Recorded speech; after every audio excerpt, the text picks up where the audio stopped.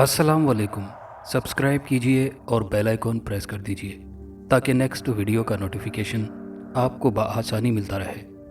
कहानी कफ़ारा का चौथा हिस्सा। बार के अंदर का मंजर बिल्कुल वही था जैसा होना चाहिए। अंदर एक खूबसूरत फानूस छत के दरमियान लटका झिलमिला रहा था। बार में एक 60 साला बूढ़ा कैफो मस्ती में बार के चिकने फर्श पर महवे रक्स था। सालोसन मुझे लेकर उस काउंटर के पास जा खड़ी हुई जहां शराब की बोतलें चुनी हुई थी। बार के अंदर अजीब तरह की खामोशी छाई हुई थी। लोग तो मौजूद थे लेकिन अपनी अपनी जगहों पर अपनी मेज़ों पर बैठे सर झुकाए हुए थे। काउंटर के अंदर एक गुलाब फाम नाजुक अंदाम खड़ी थी जिसकी पुश्त हमारी जानिब थी। सालोसन ने काउंटर के पास पहुंचकर खंकारा तो वो लड़की हमारी जानिब मुड़ गई।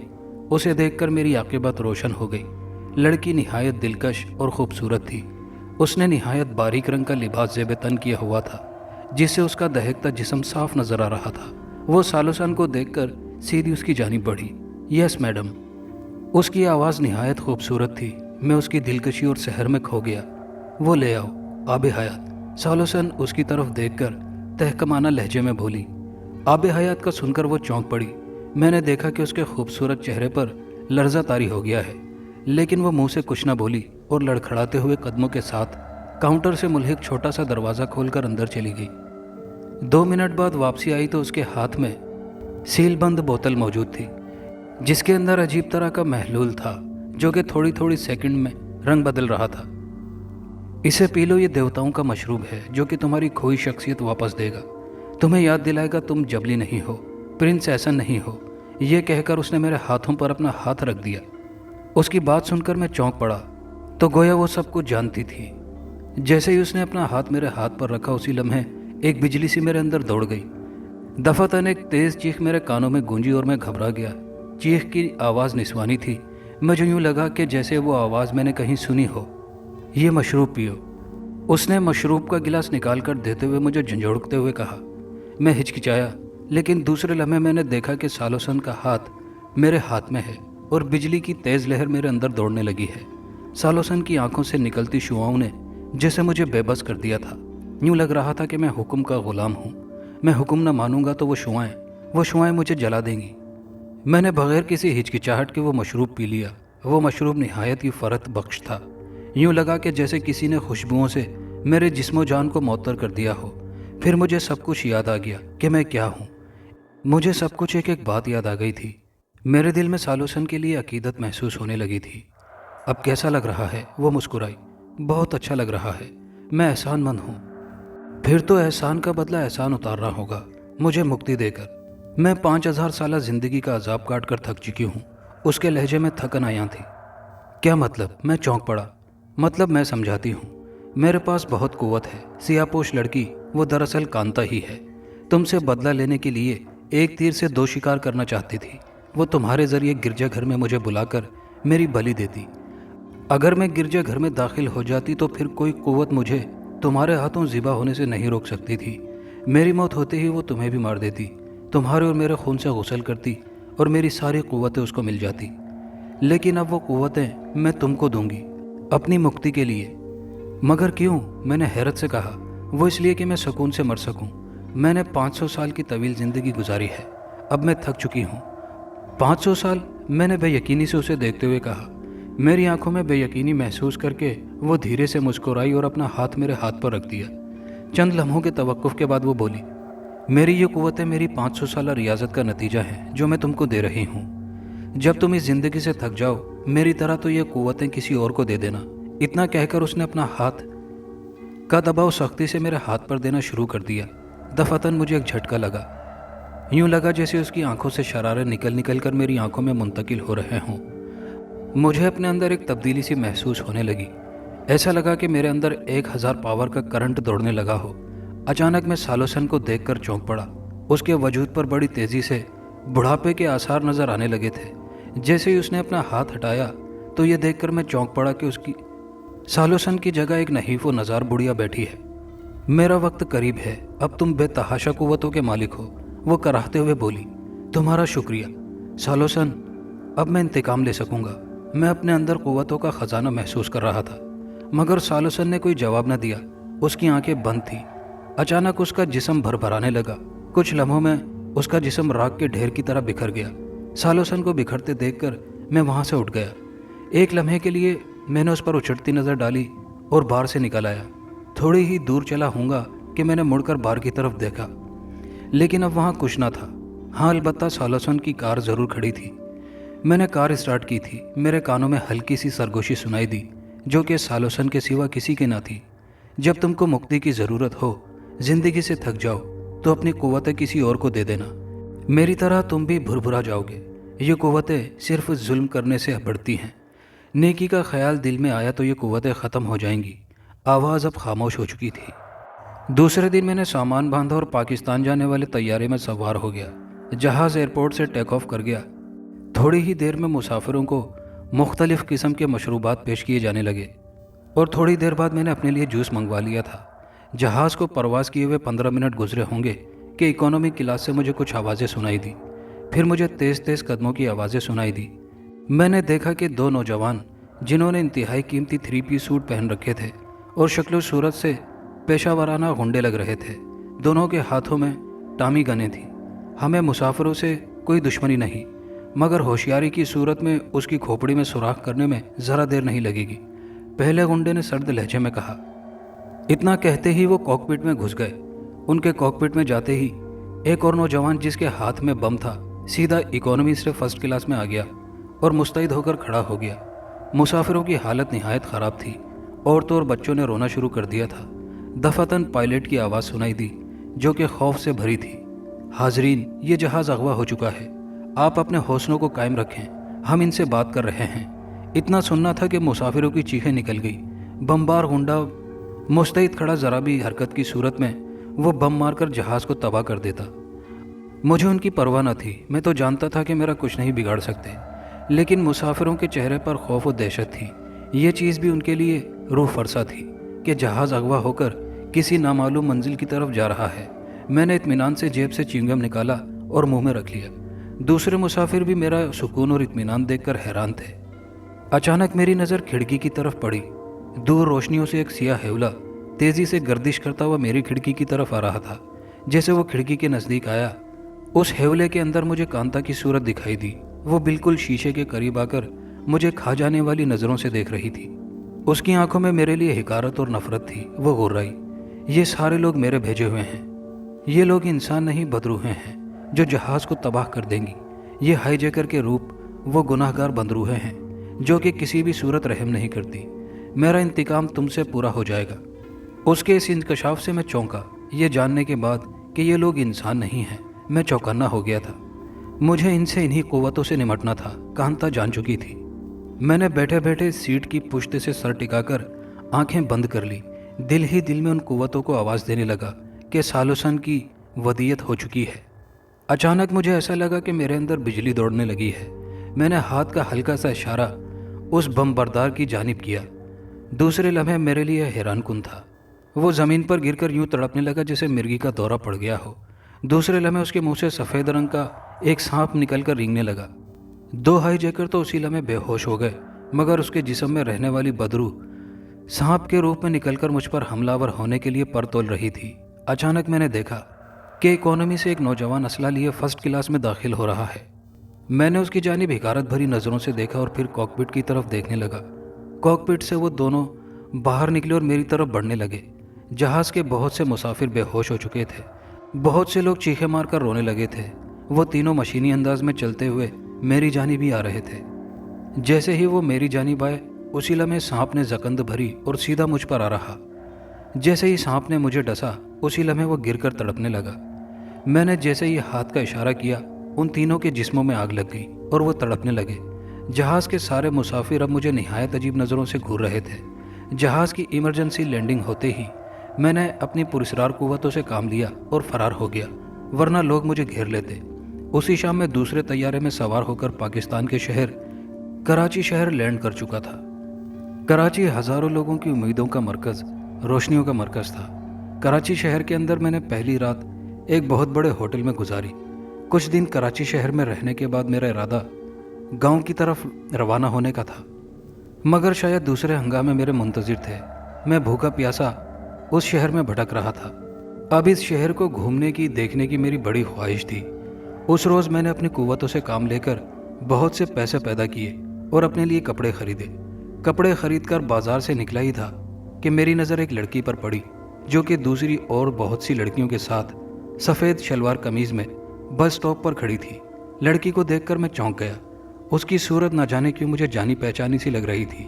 یاد نہیں آ رہا تھا کہ کہاں دیکھا ہے، لیکن لڑکی واقعی بے حد خوبصورت تھی۔ لیکن جانے کیوں اس لڑکی کو حاصل کرنے کا ارمان میرے دل میں مچلنے لگا تھا۔ میں نے اس لڑکی کا پیچھا کرنے کا فیصلہ کر لیا۔ کچھ ہی دیر میں لڑکی نے ایک رکشہ رکوایا اور اس میں بیٹھ گئی۔ میں نے بھی ایک رکشہ رکوایا اور اس میں بیٹھ گیا۔ کہاں جانا ہے؟ اس رکشے کے پیچھے چلو، میں نے رکشے والے سے کہا۔ رکشے والے نے معنی خیز نظروں سے مجھے دیکھا اور پھر مسکرا کر بولا، صاحب ایک سے ایک موتی اس فقیر کی جھولی میں ہے، کاہے کو اس کے پیچھے جاتے ہو؟ کہو تو لے چلوں، وہ اس سے بھی زیادہ مست ہیں۔ رکشے والے کا لہجہ بہت عامیانہ تھا۔ اس کی بات سن کر مجھے غصہ تو بہت آیا، لیکن میں نے تحمل سے جواب دیا، میری جاننے والی ہے، بہت دنوں بعد دیکھا ہے۔ ہاں سب یہی کہتے ہیں، تم کو چلنا ہے تو چلو ورنہ میں اتر جاتا ہوں، میں نے سخت لہجے میں کہا۔ ہاں ہاں اتر جاؤ، سارے بے غیرت میری ہی گاڑی میں چڑھتے ہیں۔ اس کا لہجہ بہت خراب اور عامیانہ تھا۔ لڑکی کا رکشہ نظروں سے اوجھل ہو چکا تھا۔ اس رکشے والے پر مجھے بے حد غصہ آ رہا تھا، لیکن میں چپ کر کے اتر گیا۔ اترتے وقت میں نے صرف اتنا کہا کہ رکشہ دھیان سے چلانا، ٹریفک کے بہت حادثات ہوتے رہتے ہیں۔ لیکن اس رکشہ ڈرائیور نے میری بات کو سنی انسنی کر دیا اور رکشہ آگے بڑھا دیا۔ آگے جا کر اس نے دوسرے مسافر اٹھائے اور گاڑی چلا دی۔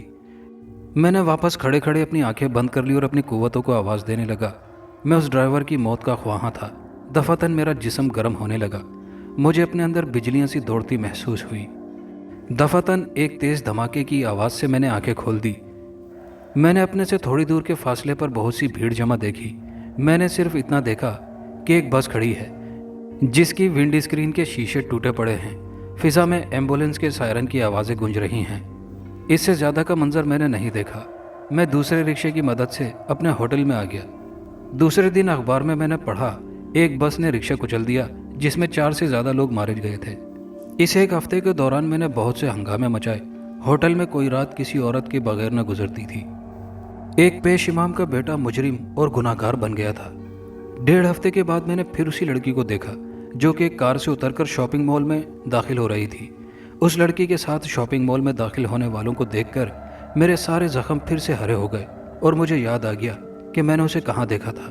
یہ لڑکی کوئی اور نہیں، ہاں کوئی اور نہیں بلکہ بانو کی بہن شازیہ تھی جو کہ کراچی میں پڑھتی تھی۔ اس کے ساتھ کوئی اور نہیں بانو اور عمیر تھے۔ میرا دل انتقام کی آگ میں جلنے لگا۔ اب وقت آ گیا تھا کہ بدلے کی آگ کو ٹھنڈا کر سکوں۔ میں تیز تیز قدموں سے چلتا ہوا شاپنگ مال میں داخل ہو گیا۔ شاپنگ مال اتنا بڑا اور وسیع تھا کہ وہ لوگ مجھے کہیں نظر ہی نہ آئے، لیکن میں نے ہمت نہ ہاری اور اپنی قوتوں سے کام لینے کا فیصلہ کر لیا۔ جلد ہی وہ لوگ مجھے نظر آ گئے۔ وہ لوگ ایک جیولری شاپ میں موجود تھے۔ جیولر شاپ کے سامنے ایک کیفیٹیریا تھا۔ میں فوراً اس کیفے میں گھس گیا اور چائے کا آرڈر دینے کے بعد آنکھیں بند کر لی اور اپنی قوتوں کو آواز دینے لگا۔ جیسے ہی وہ تینوں مجھے نظر آنے لگے، مجھے ان کی باتیں تک سمجھ میں آنے لگی۔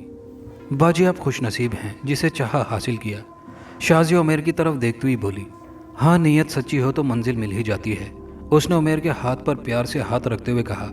جواباً عمیر بھی مسکرا دیا۔ باجی گاؤں واپسی کب ہوگی؟ شازیہ بولی۔ جب ان کا کام ختم ہو جائے گا، اس نے عمیر کی جانب بڑے ہی پیار سے دیکھتے ہوئے کہا۔ یہ جان کر کہ اس کی شادی مجھ سے نہیں ہو سکتی، وہ میرے بھائی کی ہو چکی ہے۔ غم و غصے صدمے سے میری حالت پاگلوں جیسی ہو گئی تھی، لیکن بانو کو حاصل کرنا میری زندگی کا مقصد تھا، سو میں اسے پورا کر کے ہی رہوں گا۔ وہ رات مجھے اچھی طرح یاد ہے جس رات کے بعد میری زندگی میں بہت بڑی تبدیلی پیدا ہوئی۔ اس رات بہت تیز بارش تھی، گرج چمک اور طوفانی ہواؤں نے قیامت بپا کی ہوئی تھی۔ میں مسلسل سائے کی طرح 3 دن سے ان دونوں کے پیچھے لگا ہوا تھا۔ وہ دونوں مجھے ایک ساتھ اکیلے نہیں ملے۔ آخرکار قسمت نے مجھے یہ موقع فراہم کر ہی دیا۔ بانو کی بہن بارش کے سبب اپنی کسی سہیلی کی یہاں رک گئی تھی اور وہ دونوں بنگلے میں اکیلے تھے۔ چنانچہ میں موقع سے پورا فائدہ اٹھاتے ہوئے بنگلے کے مین گیٹ کے اندر داخل ہو گیا۔ حیرت کی بات یہ تھی کہ نہ مجھے کتے نظر آئے نہ ہی کوئی چوکیدار۔ میں اپنی قوتوں کا استعمال کرتے ہوئے ان کی خوابگاہ تک پہنچ گیا۔ خوابگاہ کا دروازہ بند تھا۔ اندر سے دھیمی دھیمی ہنسی کی آواز سنائی دے رہی تھی۔ تم بہت خراب ہو، تنہائی کا کوئی موقع ہاتھ سے جانے نہیں دیتے، بانو کی سرگوشی کی آواز سنائی دی۔ ہاں تم جیسی خوبصورت بیوی ساتھ ہو پھر کون رکتا ہے، عمیر نے ہنستے ہوئے کہا۔ پھر ایک ساتھ دونوں کی ہنسی کی آواز سنائی دی۔ ان دونوں کو ہنستے بولتے خوش دیکھ کر میری آنکھوں میں خون اتر آیا۔ میرے ارمانوں کا خون کر کے یہ دونوں اس طرح خوش نہیں ہو سکتے تھے۔ چنانچہ میں اپنی قوتوں کی مدد سے دروازے سے گزر کر اندر داخل ہو گیا۔ اندر کا منظر نہایت ہی رنگین تھا۔ زیرو پاور کے بلب کی روشنی بھی ان کی نیم برہنگی چھپانے میں ناکام تھی۔ مجھے یوں کمرے کے اندر نمودار ہوتے دیکھ کر بانو کے حلق سے چیخ نکل گئی۔ اس نے فوراً ہی چادر میں خود کو چھپا لیا۔ مجھے یوں نازل ہوتے دیکھ کر عمیر ڈر سا گیا اور فوراً اٹھ کھڑا ہوا کہ کون ہو تم؟ تمہاری بیوی تو بہت خوبصورت ہے، میں نے مسکراتے ہوئے کہا۔ بے غیرت انسان تو ہے کون؟ اندر کیسے گھس گیا؟ اس کا لہجہ سخت تھا۔ عمیر مجھے پہچاننے میں ناکام تھا۔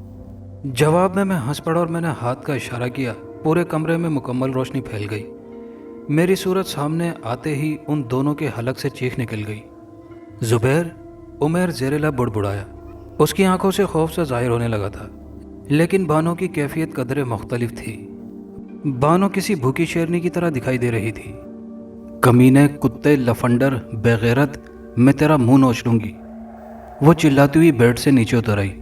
میں پولیس کو فون کرتا ہوں، عمیر بڑبڑایا، اپنے موبائل کی جانب بڑھا۔ اس سے قبل کہ وہ موبائل اٹھا پاتا، میرے ہاتھ کے اشارے سے وہ فضا میں بلند ہو گیا اور وہیں معلق ہو گیا۔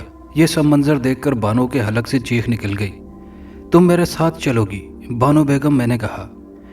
نہیں، خدا کا خوف کرو، میں تمہاری بھابھی ہوں۔ میرا تم سے صرف ایک ہی رشتہ ہے، انتقام کا، میں نے دانت پیستے ہوئے کہا۔ اتنا سننا تھا کہ بانو رونے لگی، معافیاں مانگنے لگی۔ میں نے اس کی کوئی پرواہ نہیں کی۔ میں اسے اپنے ساتھ لے جا رہا ہوں عمیر، میرے جاتے ہی تم آزاد ہو جاؤ گے، لیکن زندگی تمہیں بوجھ لگنے لگے گی۔ اتنا کہہ کر میں نے ہاتھ کا اشارہ کیا تو بانو کے ارد گرد سفید رنگ کا دبیز دھواں پھیلتا چلا گیا۔ بانو کو لے جانے کے بعد میں نے اسے ایک ہوٹل کے کمرے میں رکھا۔ ہوٹل والوں کو اپنی بیوی بتا کر کہ یہ بیمار ہے، علاج کے لیے لایا ہوں۔ ہوٹل والوں کو کیا اعتراض ہو سکتا تھا؟ انہیں تو نوٹوں سے مطلب تھا۔ چنانچہ رات ہوتے ہی میں نے خوب ساری پی کر اپنے ڈبل روم میں داخل ہو گیا۔ بانو مسلسل بے ہوش تھی۔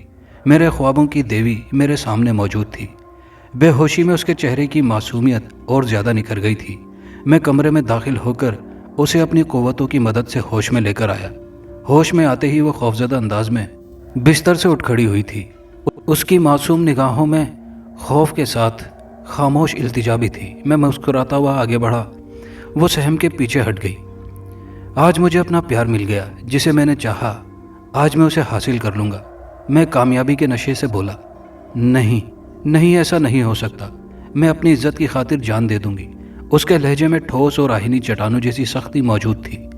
مجھے تمہاری زندگی کی کوئی پرواہ نہیں، میرا بدلہ پورا ہو جائے تو جہاں چاہے چلی جانا، میں نے دانت پیستے ہوئے کہا۔ کچھ تو شرم کرو، میں تمہاری بھابھی ہوں۔ وہ آنکھوں میں آنسو لا کر بولی۔ اس کے آنسو دیکھ کر میں ہنس پڑا۔ میرے دل کو بہت سکون مل رہا تھا۔ جانے من، میں تو اس الزام کو سچ ثابت کرنا چاہتا ہوں جو تم نے مجھ پر لگایا تھا۔ وہ الزام سچ ثابت ہو جائے تو تم چلی جانا۔ میں نے اسے اپنا بنانے کی نیت سے آگے بڑھا تو وہ یکدم بفر گئی۔ رک جاؤ، مردود قہر الہی سے ڈر، تیرا حشر خراب ہوگا۔ اس کی نظروں میں خوف اور بے بسی دونوں موجود تھی۔ میں نے اسے گھیرنے کی کوشش کی۔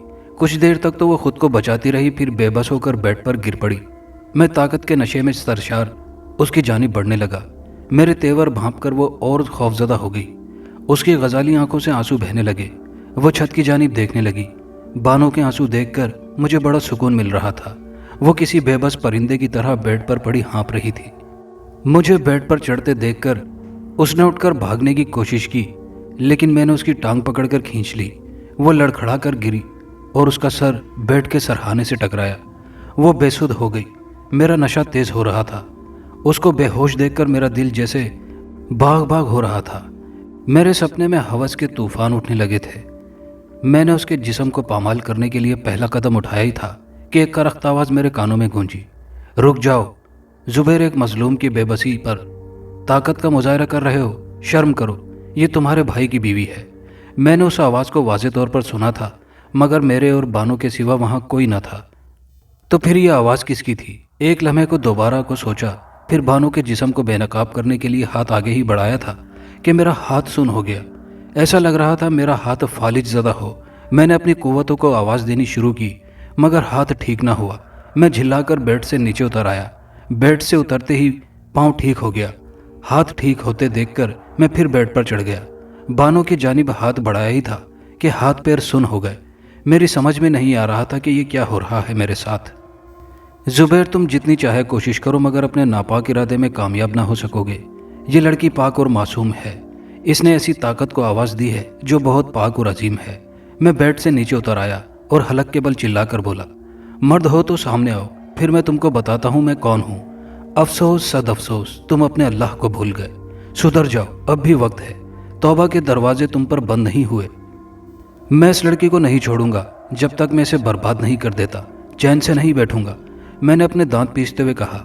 यह कहकर मैं भागता हुआ बेड पर चढ़ गया। बानों की जानिब बढ़ा, हाथ बढ़ाया था कि मुझे जोर का झटका लगा। मैं बेड से फर्श पर जा गिरा। मैंने उठने की कोशिश की थी कि मुझे दोबारा झटका लगा। मैं फिर फर्श पर जा गिरा। फिर जैसे किसी ने मेरी जूतों से पिटाई शुरू कर दी हो। सर पर पड़ने वाले जूतों की ज़रबें बहुत शदीद थी। फिर मुझे कुछ होश न रहा। होश आया तो मैंने खुद को कूड़े के ढेर पर पाया। मेरे जिस्म से अजीब तरह का ताफन उठ रहा था, जैसे कि साला साल कूड़े के ढेर पर पड़ा रहने का आदी हूँ। मेरे जिस्म पर कीमती कपड़ों की जगह फटा पुराना जांघिया, जो कि सतर पोशी में भी पूरी तरह से नाकाम था। मैंने उठने की कोशिश की तो एक दिलदोज हकीकत मुझ पर मुनकशिफ हुई कि मेरे पूरे जिस्म पर बड़े बड़े आबले थे जिनसे पीप और खून रिस रहा था। मुझे हैरत थी कि मेरे साथ ये क्या हो गया। वो कौन था जिसने मुझे इस हाल में पहुंचा दिया। मैंने आंखें बंद करके अपनी कुव्वतों को आवाज़ देना शुरू कर दी तो दूसरी तल्ख और ख़तरनाक हकीकत मुझ पर मुनकशिफ हुई कि मेरी कुव्वतों ने मेरा साथ छोड़ दिया है। मेरा इतना बुरा हाल तो कांता ने भी नहीं किया था। जितना बुरा उन ताकतों ने किया था वो यकीनन कोई अजीम कुव्वतें थी जो मुझे गुनाह से रोकना चाहती थी। मेरे तमाम साबका गुनाहों की पादाश ने मुझे इस हाल में पहुंचा दिया था। मेरी आंखों के गोशे भीगने लगे कि मुझे क्या हो गया। मुझे अपनी गुज़िश्ता ज़िंदगी के सारे पत्ते सिया नज़र आने लगे। मैंने अपने भाई के साथ जुल्म किया, भाभी के साथ जुल्म करना चाहा। मेरे गुनाह काबिल माफ़ी थे। बहरहाल मैं कराहता हुआ उठा और आगे बढ़ा तो आसपास बैठे हुए लोगों की नज़रों में अपने लिए हिकारत पाई। थोड़ा सा आगे जाते ही छोटे छोटे बच्चे पत्थर लेकर मेरे पीछे लग गए। पत्थरों के वो वार मुझे याद है। आज तक मैं भूला नहीं कि किस बुरी तरह मेरी पिटाई हुई थी। बच्चों से जान छुड़ाना दुश्वार हो चुका था। मैं ज़ख्मी हो चुका था। मेरे सर दाढ़ी के बाल बड़े बड़े हो चुके थे। जिस्म पर आबले जिन पर हर वक्त मक्खियाँ भिन भिनाती रहती थी। नतीजा यह हुआ कि मुझे उठाकर खैराती अस्पताल में डाल दिया गया। जब मैं खैराती अस्पताल वाले मुझसे बेजार हो गए तो उन्होंने मुझे उठाकर शहर से दूर एक वीरान जंगल में मरने के लिए छोड़ दिया गया। मैं सारा वक्त अपने गुनाहों पर पछताता रहता। जंगल में सारा दिन भटकता रहता, जो मिल जाता वो खा लेता। रात होती तो किसी पेड़ के नीचे पड़ जाता। काफ़ी वक्त गुजर गया था। अब तो मुझे पहचानना भी दुश्वार हो गया था। आबलों से निकलती हुई बदबू मेरे लिए अजाब बन गई थी। अस्पताल वालों के पहनाए गए कपड़े फट चुके थे। जिस्म पर मैल कुचैल की तहें पड़ चुकी थी। दरारें बढ़ चुकी थी। एक रोज़ मेरी ज़िंदगी में तब्दीली आई। कुदरत को मुझ पर रहम आया। दोपहर का वक्त था, धूप तेज थी। मैं एक पेड़ के नीचे पड़ा था। मेरे जहन में सोचों का महवर सिर्फ मेरे गुनाह और साबका ज़्यादतियाँ थीं। दफातन मुझे ऐसा लगा कि मेरे नीचे कोई चीज़ रिंग रही हो। मैं घबराकर उस जगह से उठ खड़ा हुआ। मैंने देखा वहाँ एक नीले और सुर्ख रंग का सांप रिंग रहा था। सांप खूबसूरत था। उसके सर पर सुर्ख रंग का छोटा सा ताज था। सांप बहुत छोटा सा था। मुझे देखकर वो सांप फन फैलाकर खड़ा हो गया था। मैंने देखा कि इर्द गिर्द सब्ज रंग की रोशनी है, वो मुझे बहुत दिलचस्पी से घूर रहा है। मैंने वहाँ से भागने की कोशिश की लेकिन मेरे कदम मन मन के हो गए। मुझसे हिला नहीं जाता। दफातन सांप ने उचककर मेरे माथे पर डस लिया। मेरे हलक से चीख निकल गई, गोया मेरी कहानी ख़त्म। मुझे डसते ही सांप न जाने कहाँ गायब हो गया था। मेरे जिस्म में उठने वाली सोजिश बहुत ज़्यादा तकलीफ दे थी। तकलीफ के साथ ही गर्मी का एहसास भी बढ़ने लगा था। मैंने भागना शुरू कर दिया। भागते भागते मुझे पानी की एक झील नजर आई।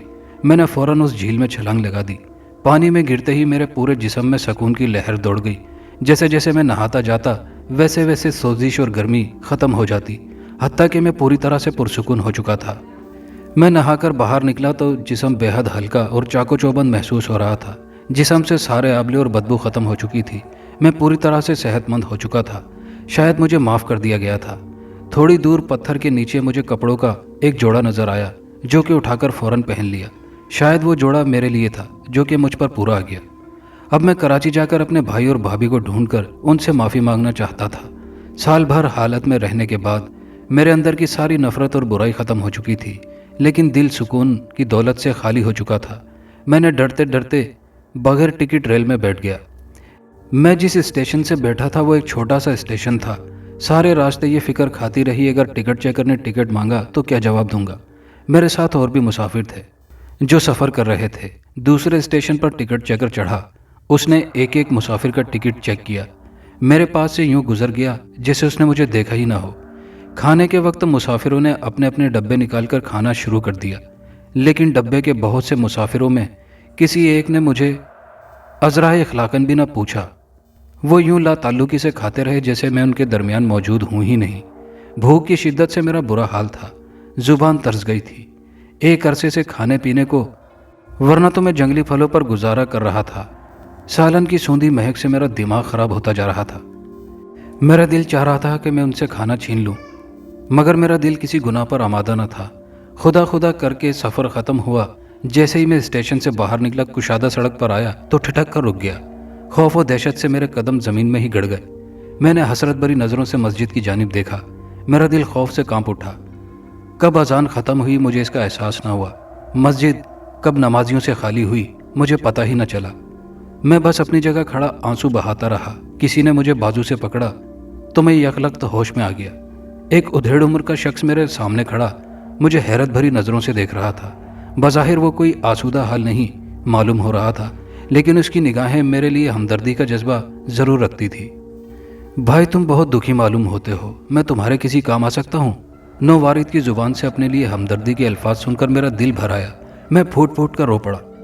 مجھے روتا دیکھ کر وہ شخص مجھے ساتھ لے گیا۔ اس کا نام باقر تھا۔ وہ شخص مسجد کا مؤذن و خطیب تھا اور مسجد کے اندر ہی اس کی رہائش تھی، جہاں وہ بالکل اکیلا رہتا تھا۔ اس نے میرے سامنے کھانا لا کر رکھا تو میں دیوانوں کی طرح اس پر ٹوٹ پڑا۔ اتنے دنوں بعد روٹی سالن کھانے کو ملا تھا۔ وہ میری ایک ایک حرکت کا جائزہ لیتا رہا۔ جب میں نے سیر ہو کر کھانا کھا لیا تو وہ بولا، اگر مناسب سمجھو تو اپنے دل کا بوجھ میرے سامنے ہلکا کر سکتے ہو۔ میں نے اس طرح اصرار کرنے پر اپنے حالات زندگی سے اسے آگاہ کر دیا۔ وہ محو حیرت سے میری داستان سنتا رہا۔ جب میں خاموش ہوا تو وہ بولا، تم نے اچھا کیا جو مجھے بتا دیا۔ تم نے ایک عرصے تک اللہ کی عبادت سے انکار کیا، لیکن اب تم راہ راست پر آ گئے ہو۔ اگر تم اس کی بارگاہ میں سر جھکاؤ تو تمہاری خوشیاں تم کو ضرور مل جائیں گی۔ ندامت بڑے بڑے گناہوں کو دھو دیتی ہے۔ دوسری صبح میں باقر کے پھٹے پرانے کپڑے پہن کر نماز فجر کی ادائیگی کی۔ میرا دل جانتا ہے دوران نماز مستقل میری آنکھوں سے آنسو بہتے رہے۔ میں قادر مطلق کے سامنے شرم سے گڑ جاتا تھا۔ ندامت کے احساس نے مجھے جھنجھوڑ کر رکھ دیا تھا۔ جب نماز ختم ہوئی تو سر سجدے میں رکھ کر پھوٹ پھوٹ کر رونے لگا۔ میرے دل کی یہی آرزو تھی کہ بس مجھے میرا بھائی مل جائے، بھابھی مل جائے، ان کے قدموں پر سر رکھ کر معافی مانگ لوں۔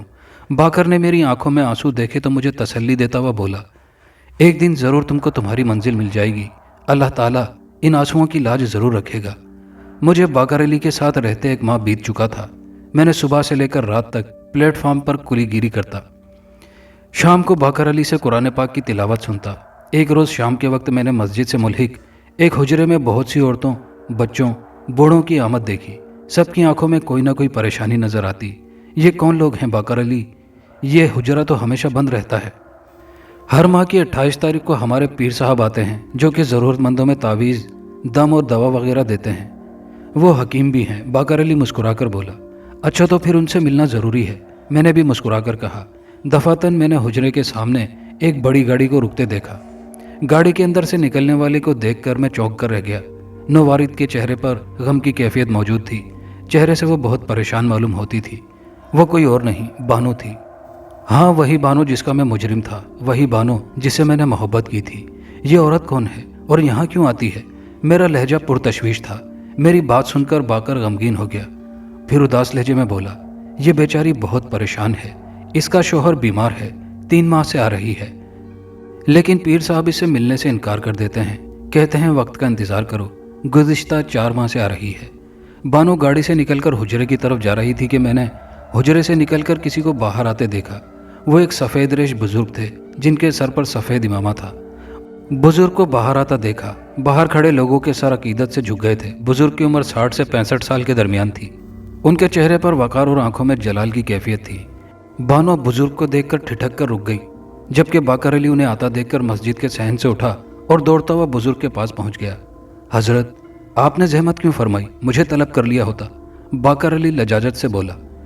बुजुर्ग ने बाकर की बात का जवाब न दिया और बानो की तरफ देखकर कहने लगे, बीबी, तुम्हारे शोहर की बीमारी का इलाज अंदर है। बुजुर्ग ने मस्जिद के सहन की तरफ इशारा किया जहां मैं बैठा हुआ था। बाकर ने मेरी जानिब देखकर हाथ का इशारा किया तो मैं उठ खड़ा हुआ। जैसे मैं वहां तक पहुंचा, बुजुर्ग अंदर जा चुके थे। बानो ने मुझे ऐसे देखा जैसे पहचानने की कोशिश कर रही हो। मेरी कैफियत उस मुजरिम की थी जो मुजरिमों के कटहरे में खड़ा सजा का मुंतजिर हो। अचानक मैंने देखा कि बानो की आंखों में नफरत की कैफियत उभरी। दूसरे ही लम्हे उसने भरपूर थप्पड़ मेरे चेहरे पर रसीद कर दिया और साथ ही साथ जो मुंह में आ रहा था बकती जा रही थी। मैंने भी उसे रोका नहीं, उसकी भड़ास निकल जाने दी। बाकर अली और दूसरे लोग हैरत से मेरी दुर्गत बनते देख रहे थे। बाकर ने बीच में आना चाहा तो मैंने उसे हाथ के इशारे से रोक दिया। बाकर भाई, ये बानो है। मेरी बात सुनकर बाकर रुक गया। बानो के दिल की भड़ास निकल चुकी तो वो वहीं खड़ी खड़ी सिसकने लगी। दूसरे लम्हे वहां खड़े लोगों ने एक हैरत अंगेज मंजर देखा। मेरा सर उसके कदमों में था। मुझे माफ़ कर दो भाभी, मैं तुम्हारा मुजरिम हूँ। मेरी रूह पर तुम्हारा कर्ज है भाभी। मेरे मुंह से भाभी के लफ्ज़ सुनकर वो चौंक पड़ी, फिर भर्राए हुए लहजे में बोली, अगर तुम मेरे शौहर को ठीक कर सको तो मैं तुमको माफ़ कर दूंगी। आपके शौहर को क्या हुआ? उस पर किसी शैतानी वजूद का साया है, वो रोते हुए बोली। बानो की बात सुनकर मैं चौंक उठा। मैं उसका इलाज कैसे कर सकता हूँ? ये तुम बाबा से पूछो जिन्होंने तुम्हारा मशवरा दिया है। उसका लहजा चुपता हुआ था। बानो तो चली गई थी लेकिन मेरे दिल को बेचैन कर गई थी। अकीदतमंद और साहिलों के चले जाने के बाद मैंने शाह साहब से मुलाकात की। मुझे देखकर वो मुस्कुराए, फिर बोले, इस गरीब का इलाज तुम ही कर सकते हो क्योंकि मर्ज भी तुम हो और दवा भी तुम। शाह साहब की बात सुनकर मैं हैरत से उनकी तरफ देखने लगा। कदरे तवक्कुफ के बाद शाह साहब ने ऐसी बात बोली जिसका मैं तसव्वुर भी नहीं कर सकता था। मैं जवाबन शाह साहब को हैरत से देखने लगा। जाओ मेरे बेटे, यही तुम्हारा इम्तिहान है, यही तौबा भी। मुझे समझ में नहीं आ रहा था कि उमैर का इलाज कैसे करूं, क्योंकि ना तो मेरे पास कुव्वत ही थी और ना ही रूहानी अमराज का माहिर था। खैर, जो भी होगा अल्लाह मालिक है। ये वो जगह थी जहां से मैंने बानो को अगवा किया था। बानो सीधा मुझे उमैर के कमरे में ले गई। उमैर के कमरे में नीम अंधेरा था। उमैर शायद सो रहा था। सो रहा है क्या? मैंने धीरे से पूछा। हाँ, बानो ने गमज़दा लहजे में जवाब दिया। ये सब कैसे हुआ भाभी? मेरी बात सुनकर बानो ने तवील सांस ली और कहा, जब तुम उस जलील हरकत में नाकाम होने के बाद बेहोश हुए तो मैं होश में आ चुकी थी। तुमको बेहोश होते देखकर मैं वहां से भाग गई। उसके बाद से उमैर को मैंने इस हालत में देखा। इसके जिम्मेदार भी तुम हो। उसके लहजे में गुस्सा दराया था। मैं शर्मिंदा हूँ भाभी, अपने हर गुनाह का कफारा मैं अपने खून से अदा करूँगा। मेरे जवाब पर बानो ने मुझे गौर से देखा और फिर नज़र झुका ली। बानो ने जैसे ही कमरे की लाइट जलाई तो मैंने देखा कि उमैर पलंग पर पड़ा है। उसके दोनों हाथ पैर जंजीरों से बंधे पड़े हैं। उसके चेहरे पर बुढ़ापे की तमाम अलामतें मौजूद थी। यूँ कहना मुनासिब होगा कि जिस्म तो जवान था लेकिन चेहरे पर बुढ़ापे की तमाम अलामतें मौजूद थी। चेहरा बदरजा पहले पीलेपन का शिकार था। यूँ लग रहा था जैसे दिक का शिकार हो। और जैसे ही मैं उसके नज़दीक पहुंचा तो उसने आंखें खोल दी। उसने अपनी सुर्ख आंखों से मुझे घूरते हुए बुलंदो बांग कहकहा लगाया, आ गया तू? आज तुझे मारकर मेरी आत्मा को शांति मिल जाएगी। उसकी आवाज़ बदली हुई थी। मैंने कोई जवाब न दिया। मैंने देखा कि उसने अपनी जंजीरें तोड़ दी और वह बिस्तर पर उकड़ू बैठा हुआ था और मुझे घूर रहा था। दफातन उसने हाथ का इशारा किया। मुझे ऐसा लगा कि मुझे जोर का धक्का लगा हो। मैं फिजा में तैरता हुआ दीवार से जा टकराया। सर पर लगने वाली चोट बहुत शदीद थी। मुझे गुद्दी पर कोई गर्म शय बहती महसूस हुई। मेरा सर फट गया था। खून ने निकलना शुरू कर दिया था, मगर मैंने हिम्मत नहीं हारी थी। मैं कराह कर उठ खड़ा हुआ। ये मंजर देखकर बानो सहम कर दीवार से चिपक गई थी। बहुत दर्द हो रहा है, उमैर ये लफ्ज़ चबाता हुआ बोल रहा था और बिस्तर से नीचे उतर गया। मैं तुझे तड़पा तड़पा के मारूंगी, अपनी मौत का बदला ज़रूर लूँगी। उसकी आवाज़ बदस्तूर बदली हुई थी। उसने मेरे करीब आकर हाथ का इशारा किया और मैं फिजा में मौलक हो गया। कांता, तुमको मुझसे बदला लेना है तो मैं तैयार हूँ। मेरे भाई को छोड़ दो। मेरी बात सुनकर उमैर चौंक पड़ा। उसके चेहरे पर हैरत दर आई।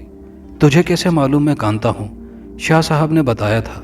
मुझसे सौदा कर लो और मेरे भाई को छोड़ दो। बदले में तुम मेरे साथ जो चाहो करो। मेरी पेशकश सुनकर उमैर के हलक से बुलंदो बांग कहकहा निकला। अच्छा है, बहुत अच्छा है। भाई के अंदर रहकर तुझको तड़पाना ज़्यादा आसान है, वैसे भी मुझे मालूम है मैं सीधा तुझ पर वार करती तो तू बच जाएगा, मगर तेरे भाई के अंदर रहकर तुझसे बदला लेना ज़्यादा आसान होगा। मैं रोज़ तुझको तड़पाऊंगी और मेरा बदला पूरा होगा। अच्छा है, बहुत अच्छा है। इतना कहते ही उमेर बेहोश होकर गिर पड़ा और मैं भी नीचे गिर पड़ा था। मैं उठकर सीधा उमेर की जानिब भागा। मैंने देखा कि उसके चेहरे से झुर्रियाँ गायब हो रही हैं और वही झुर्रियाँ मेरे चेहरे पर जाहिर हो रही हैं। दिलो दिमाग को अंधेरे में जाने से पहले मैंने देखा कि बानो की आंखों में ममनूयत के आसार थे। मैं बानो जोजा उमेर इस दास्तान की आखिरी सतूर तहरीर कर रही हूँ। मैं उमेर से बचपन से मोहब्बत करती थी। बिल आखिर हमने लड़ झगड़ कर शादी कर ली। मुझे शुरू से इस दुनिया में कुछ नया नज़र आता था जो ज़ुबैर में नहीं था। उमेर के ठीक होने के बाद ज़ुबैर को मैंने इसी हालत में देखा था।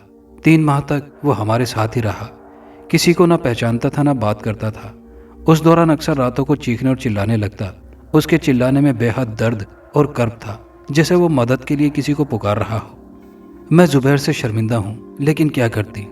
उस वक्त तो ज़ुबैर को संभालने के सिवा कोई रास्ता ना था, वरना उमेर को मार देता। एक रात ज़ुबैर अचानक गायब हो गया। शायद वो बदरू उसे अपने साथ ले गई थी। उसने मेरी खातिर अपनी ज़िंदगी का सौदा कर लिया। उसने ठीक ही कहा था कि वो अपने गुनाहों का कफ़ारा अपने खून से अदा करेगा। अब मैं और उमेर अपने घर में बहुत खुश हैं। हमारा 1 साल का बेटा भी है, जिसका नाम हमने ज़ुबैर रखा है। ज़ुबैर हमारे दरमियान अब नहीं है, मगर उसकी यादें ज़रूर हमारे साथ हैं। उसने मोहब्बत का कर्ज अपने खून से अदा किया। उमेर और मैं दिन रात ज़ुबैर के लिए दुआगो रहते हैं। दोस्तों, ये कहानी यहाँ अपने अख्तिताम को पहुँची। उम्मीद करता हूँ ये कहानी आपको पसंद आई होगी। कमेंट बॉक्स में अपनी राय का इजहार करके वीडियो को लाइक शेयर करना मत भूलिएगा। शुक्रिया।